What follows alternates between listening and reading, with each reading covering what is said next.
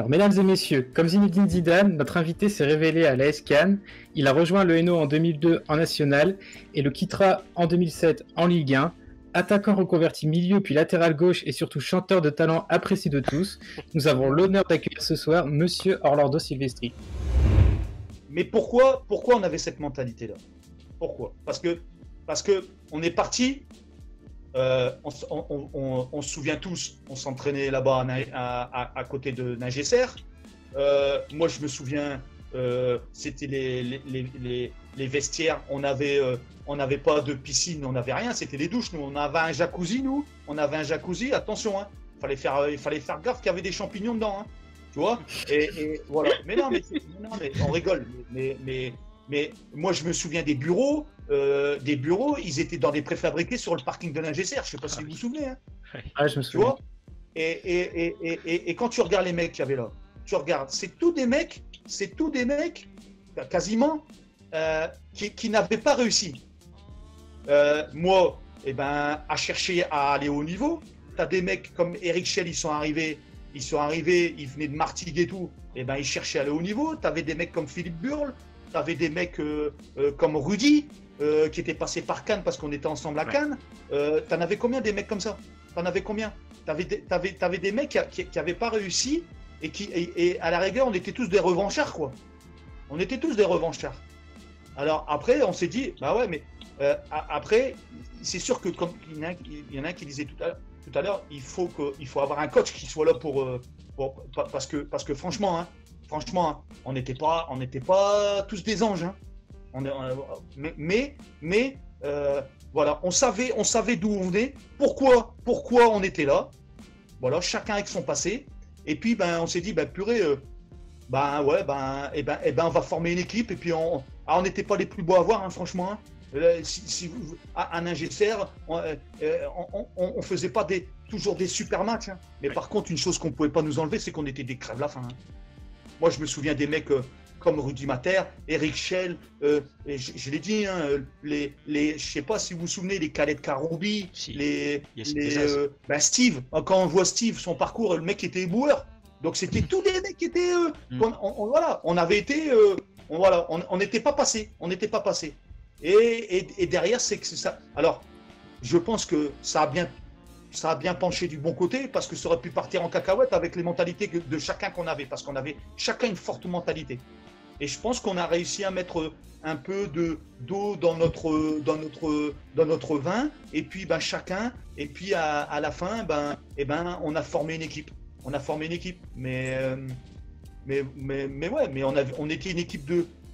Voilà, des fois, honnêtement, hein, on allait faire des matchs à l'extérieur, notamment en Ligue 2, on a gagné des matchs à l'extérieur, mais des fois, on se regardait après match, on a dit, mais purée, mais là, on a fait un braquage, là. Mais, et quand je revois, parce que j'ai ma femme qui pendant le confinement a fait les armoires et tout, elle m'a ressorti le bouquin de Valenciennes, de la montée en Ligue 1. Oui. Donc je relis journée par journée. Oui. Quand je vois le commentaire de certains coachs qui disent purée, mais en fait on était des guerriers, quoi. Et quand les mecs, les entraîneurs à la fin des matchs, ils venaient nous voir, nous serraient la main, ils nous disaient, mais les mecs, vous êtes des fous, quoi. Vous êtes des fous, parce qu'on lâchait rien, quoi. Et c'est ça c'était ça notre force. On n'était pas les meilleurs joueurs, hein. En national, on n'était pas les meilleurs joueurs. Hein. Individuellement, on n'était pas les meilleurs joueurs. En Ligue 2, on n'était pas les meilleurs joueurs. En Ligue 1, c'était autre chose. Mais voilà. Mais par contre, moi, je me défonçais pour le copain, que le copain il se défonçait pour moi. Hein. Tu vois, c'est pour ça toutes ces valeurs-là aujourd'hui. Mais si tu veux y arriver, quand on parlait des jeunes, les jeunes, ils ont l'impression qu'ils vont prendre le ballon, qu'ils vont dribbler tout le monde. Mais ça n'existe pas, ça. Il y en a un, deux qui font ça. Ouais, j'allais m'isoler toujours dans la douche, et je me disais des choses parce que je suis croyant, et voilà, c'était ma motivation. Et après sur le terrain, mais vous auriez dû le voir, ça. Mais avant chaque match, sur le terrain. Une fois qu'on était rentré sur le terrain, si un jour vous avez l'occasion, vous verrez qu'il y avait toujours un rituel avec Eric Schell, c'est-à-dire qu'on se tapait dans les mains et après on se tapait la poitrine. Voilà. Effectivement, les petits rituels. Après, les petits rituels, c'est le même caleçon, comme beaucoup de joueurs avec le caleçon qui est troué, qui est recousu, recousu, etc. Voilà. Est-ce que vous étiez au courant que quand on était en Ligue 2, on est allé jouer à Montpellier, et puis Louis Nicolin, malheureusement, qui est décédé, il avait dit, mais si Valenciennes y monte, je me prostitue. Oui. Tu comprends ça? Non, je me tire une balle. Je me tire une balle. C'est pour ça que, si vous regardez bien, quand je prends le micro et que je chante à Ningesser pour fêter la montée, on se souvient de ça. Ouais. Eh ben, il y a un moment, vous regarderez bien, je mets mes doigts sur ma tempe. C'était pour lui. C'était pour lui. Parce qu'il avait dit que si Valenciennes y montait, il se tirait une balle. Parce qu'en gros, on était des pipes. Voilà. Maintenant, paix à son âme parce qu'il est décédé. C'est un super mec. C'était un super mec. C'était avec le coach Leclerc. Je ne sais pas si vous vous souvenez, quand il est arrivé, il y a eu une euphorie et la mayonnaise, elle n'a pas pris tout de suite. Nous, on comprenait pas, on comprenait pas ce qu'il voulait, le coach. On comprenait pas, honnêtement. Hein. Mais finalement, c'était peut-être la période où on essayait de se découvrir et de s'apprendre et de se connaître. Et on n'était pas bien. On n'était pas bien au classement et ça commence à être tendu. Et y en a un qui a eu le malheur de dire, mais ouais, coach, c'est trop dur les entraînements, on est fatigué. Et lui, parce qu'il fallait le connaître, le personnage. Moi, je peux vous dire que je l'apprécie. Hein. Franchement, il m'en a fait, mais moi aussi j'ai dû lui en faire, mais on se respectait parce que je l'adorais. Et il y en a un qui avait dit ça, je sais plus qui. Et c'est tout, il dit rien. Et le lendemain, il nous demande de ne pas nous déshabiller. Enfin, si, on se déshabille, on s'habille, d'accord. On attend comme d'habitude.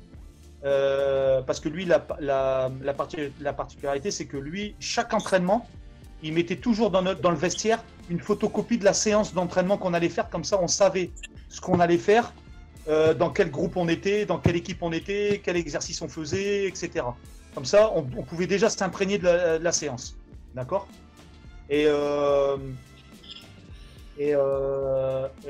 Donc, nous, on regarde, et puis il rentre. Et c'est vrai que lorsqu'il rentrait, on déconnait, hein, comme je disais tout à l'heure, mais lui, quand il rentrait, on n'entendait plus une mouche voler. Hein. Franchement. Hein. C'était, mais bon, c'était parce que c'était le personnage, quoi. Donc, il nous faisait la bise. Hein. Ça, vous le saviez, ça, qu'il nous faisait la bise? Non, je savais pas. Non. Il y a un moment, il nous faisait la bise. Et voilà, donc nous, on attend. Et puis là, il nous sort les chiffres. Il nous dit, voilà, on a repris telle date. Vous avez eu autant de minutes d'entraînement. Donc, vous avez eu autant de minutes où vous n'êtes pas entraîné.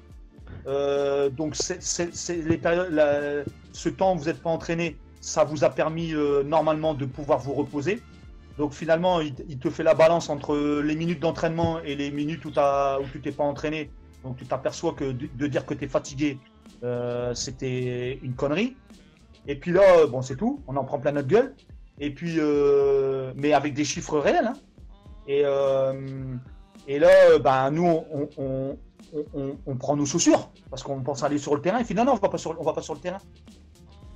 Et là, il nous fait monter dans un bus. Donc, on savait pas où on allait. Non, mais véridique. Et on s'est retrouvé chez Sita. Ah ouais. Non. Là, vous rigolez, mais nous, on est arrivé là-bas. Et on s'est retrouvé sur une passerelle. Et vous savez ce qu'on regardait? Non. Les ouvriers. Non. Les ouvriers, ouais. On regardait des mecs mettre les mains dans la merde sur un tapis à trier les ordures. Véridique. On était là, on regardait. J'avais honte. Attends, c'est pas fini. Ils font la pause. C'est pas qu'on a échangé avec ces gens-là dans une pièce. Mais non. Même pas les regarder. On n'osait même pas les regarder. Les mecs, ils nous ont demandé des autographes. J'avais honte. Moi, c'est les 2 saisons qu'on a fait. Là, ça a été 2 saisons de folie, quoi. Ouais. C'est un truc de ma boule, quoi. Aujourd'hui, on fait partie quand même de ces clubs qui ont réussi à faire un doublé National Ligue 2. Double montée. Ouais. Voilà, 2 montées successives. Mais c'est un truc de fou, quoi. Alors, ressortir le meilleur souvenir. Bah, je vais te dire, je vais prendre le fait d'avoir gagné à Sedan qui nous assurait de monter en Ligue 1, parce que d'autant plus que Sedan était invaincu à domicile et eux, ils avaient besoin de faire un résultat pour essayer de monter, et on les a tapés 3-1, il me semble. C'est ça. Voilà. Et pour moi, c'est le meilleur souvenir, parce que derrière, c'est ce qui a suivi derrière. On est revenu. Et puis on s'est retrouvé à Ningesser. Alors je sais pas si vous y étiez. On s'est retrouvé à Ningesser sur la pelouse. Et ça a été quelque chose. Voilà, ça a été magnifique parce que à l'issue du match contre Sedan, moi je me souviens, parce que je parlais de Philippe Burle. On s'est retrouvé à allongé sur l'herbe, à avoir les larmes aux yeux, parce qu'on s'est dit mais on a fait un truc de fou, quoi. Par rapport à d'où on vient et tout, il n'y a personne qui aurait misé sur nous. Et ce qu'on a fait, c'est quelque chose de magnifique, quoi. Et puis d'avoir toute sa tribune là, sur le côté au stade de... C'est Tornado? Non, c'est le stade à Sedan, je sais plus. Du Goguez, je crois. Du Goguez, ouais. Tout le côté là, c'était blindé là. Après, on est allé les voir mais c'était magnifique. Et puis après, mon parcours, il est atypique. Oui. Moi, j'ai pas, comme j'ai dit tout à l'heure, je suis pas passé par un centre de formation parce que où j'étais trop petit, où j'allais pas assez vite. Et d'ailleurs, j'ai une anecdote là-dessus, sur si vous me permettez. Oui, bien sûr. J'étais au sport-études du Quesnoy. Et comme tout jeune, on espérait à l'époque jouer dans une équipe de la métropole lilloise. Et puis, comme tous les jeunes, on espérait rentrer un jour dans un club professionnel. Bon, il y avait, comme aujourd'hui, Lille, Lens, Valenciennes. Et à Lille, j'étais trop petit. À Lens, je suis allé faire un essai, on m'a dit que non. Et puis la particularité, c'est qu'à Valenciennes, je suis allé faire un essai. Et je dis ça, à l'époque, ça remonte, hein, parce que à l'époque, ceux qui étaient les espoirs de Valenciennes, c'était les Arnaud Dinker, les Martial Kodja. Ouais. Je ne sais pas si vous avez connu tous ces joueurs-là. Si, un petit peu, ouais. Oui. Voilà. Il y avait Xavier Henneuse dans les buts. Voilà. Donc je suis allé faire un essai à Valenciennes. Et puis il y a une personne qui m'a dit que je ne ferais pas l'affaire et que je serais un bon joueur de DH. Je serais un bon joueur de DH. Donc, je pense que ce jour-là, cette personne que j'ai revue, hein, je pense qu'elle m'a mis la haine. Ouais. Mais pas j'avais pas la haine envers lui, mais la haine envers ces clubs qui pensaient que. Et puis, le comble, c'est que j'ai fini en Ligue 1 à Valenciennes. C'est incroyable quand même, non? C'est ça. Moi, je vais te dire simplement. J'avais 17 ans, j'ai joué en DH. D'accord, à l'époque, c'était DH, N3, N2, N1, Ligue 2, deuxième division et première division. À 17 ans, je jouais en DH. Et après, j'ai fait DH. J'ai fait toutes les divisions. Hein. DH, National 3, National 2, National 1, Ligue 2 et Ligue 1. Si t'as pas un mental de guerrier, mais combien de fois j'ai voulu arrêter, parce que d'autant plus qu'en 95 je me suis pété les croisés. Tu vois, quand tu trimes comme un fou, tu lâches rien. Je peux te dire sur le terrain là. Mais moi, il n'y a pas de je suis fatigué, je suis pas fatigué, j'ai pas envie, il fait froid, il fait chaud.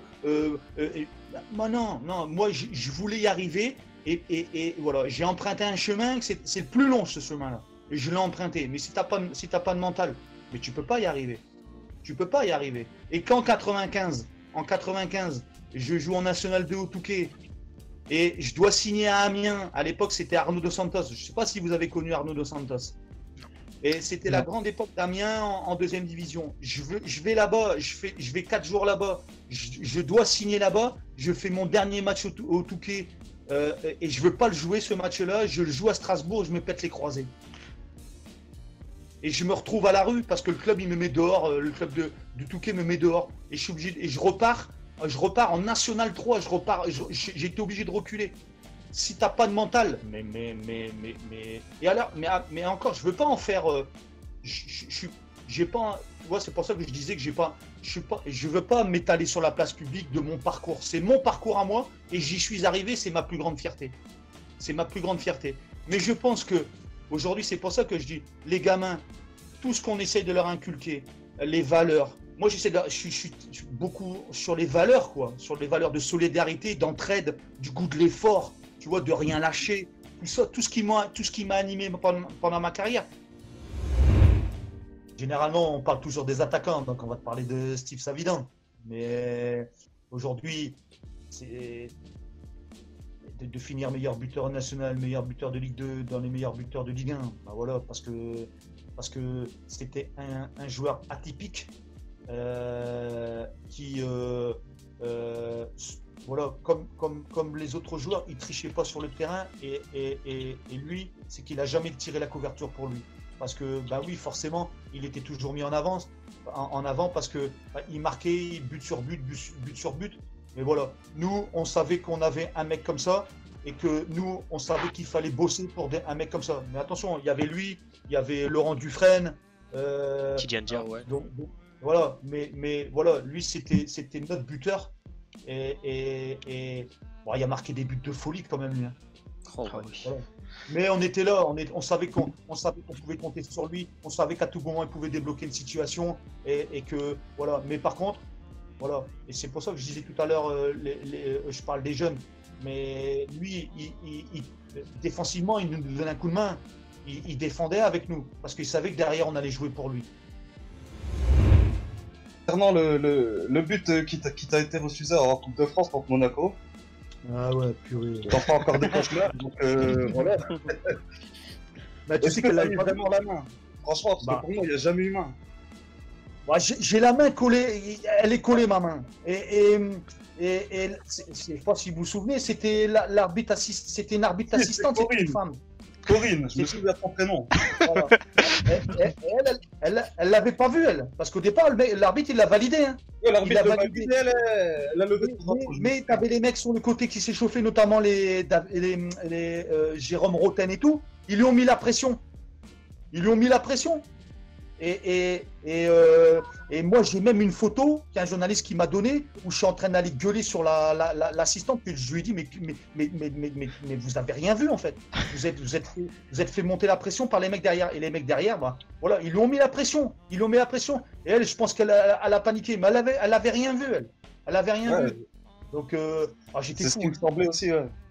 J'étais fou. Hein.